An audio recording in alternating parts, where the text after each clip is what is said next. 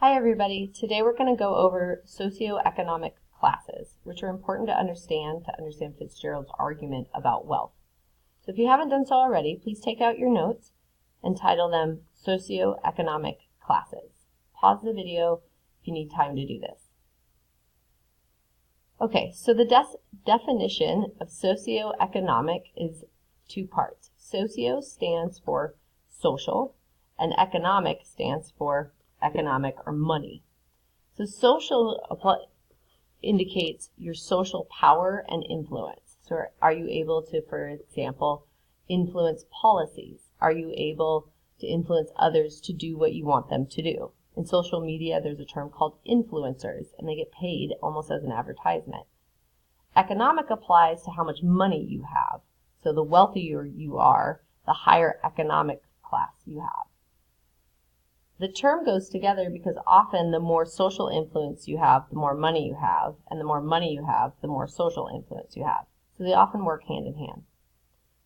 So there are three traditional socioeconomic classes. The ones that we're familiar with are poor, middle class, and rich. The poor barely earn enough to feed themselves and house themselves. The day-to-day necessities are what they spend their money on.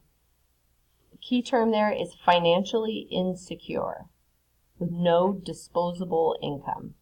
Financially insecure means that you're not sure where your next meal is coming from or if you're going to be able to pay rent next month, and it's a day-to-day struggle to afford to live. Disposable income refers to income that you don't need to spend on food, housing, clothing, the basics of living. So maybe you have enough money for a vacation. That would be disposable income. The poor have no to little disposable income. The next socioeconomic class that we're used to is the middle class. The middle class earns enough for basic needs and comforts, and you don't generally have to worry about paying rent or buying food from month to month. You're pretty financially secure because you have maybe a monthly paycheck, for example. However, disposable income is pretty rare, so maybe you take one vacation a year and it's driving to your aunt's house in Tucson. But there is still some disposable income to do some fun things, or maybe you buy some fun Christmas gifts at Christmas, but that's probably it. That's considered middle class. Rich is the final term. You're rich if you, like the middle class, can afford basic needs. You can also afford a range of comforts, and you enjoy mostly disposable income, meaning things like housing, clothing, food. That's covered no problem, and you hardly have to think about it. The majority of your money is spent on disposable things like vacations, cars, planes, designer purses, and so on. And you pretty much can dispose of that money as you choose. So these are the three that we're used to: poor, middle class, rich. And if there are three of these classes in any society, usually there's room to move between them. So if you're poor in a democratic free society, you have the ability to become middle class or rich if you desire. And it works the other way around. If you're rich, there are other classes that you can fall down into, so middle class or poor. And sometimes people do that by choice, and sometimes people do that by consequence. But a functioning society needs all three classes so that there's social and economic mobility, and people have the opportunity to choose how they want to live. In The Great Gatsby, it's a little bit different. There are still three socioeconomic classes, but they're very different.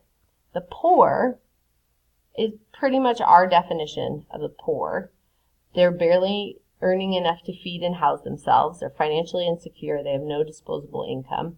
The difference being that the poor in The Great Gatsby suffer more than poor people generally do in our modern day. Because at the time, there were very little social supports. So, for example, like welfare or affordable housing.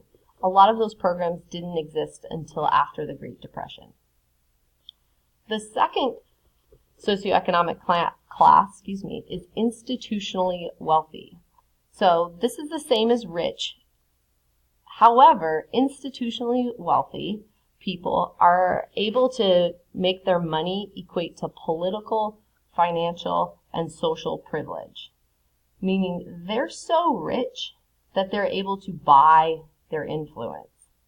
So, for example, if you've been rich for generations and your great-grandfather paid for the library on Yale's campus, chances are you're going to get into Yale because of that financial contribution. The institutionally wealthy are not only just wealthy, but they've been wealthy often for generations, so that they can lean on the social, political, or financial capital of their father or their grandfather. That's why we see legacies within our political system, like the Bushes or the Kennedys. These are people that have been institutionally wealthy and able to leverage their wealth into political, in their case, power. It can also be done with social privilege. It can also be done with financial privilege. These are people who have been wealthy, their dads were wealthy, their grandfathers were wealthy, and so on. The third class is the nouveau riche. It's a French term that basically translates to new rich. They are just as wealthy as the institutionally wealthy, and they're able to afford basic needs, a range of comforts, and enjoy mostly disposable income. The difference is that their wealth is new to them, and they haven't had the time to establish the ability to turn their wealth into political, financial, or social privilege and power. They're just wealthy and can buy a lot of stuff, but they don't necessarily have the influence to get their kids into Yale, or they don't have the influence to become a legacy to the presidency. Okay, that does not conclude, sorry.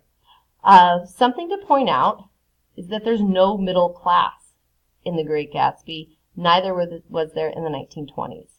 That presents a problem for a free democratic society because it's very, very difficult to move from being poor to wealthy. Also, it's very difficult to move from being wealthy to poor. So if you are poor, you are essentially stuck. There is no opportunity for you. You can work hard, but there's no opportunity to leverage that hard work into the next rung up, because the next rung up is wealthy and it's so incredibly far away, so much so that it's out of reach. So hard work translates to just more poverty. That's a major problem for a free democratic society that promises opportunity for all. Okay, that concludes our socioeconomic notes. Thank you.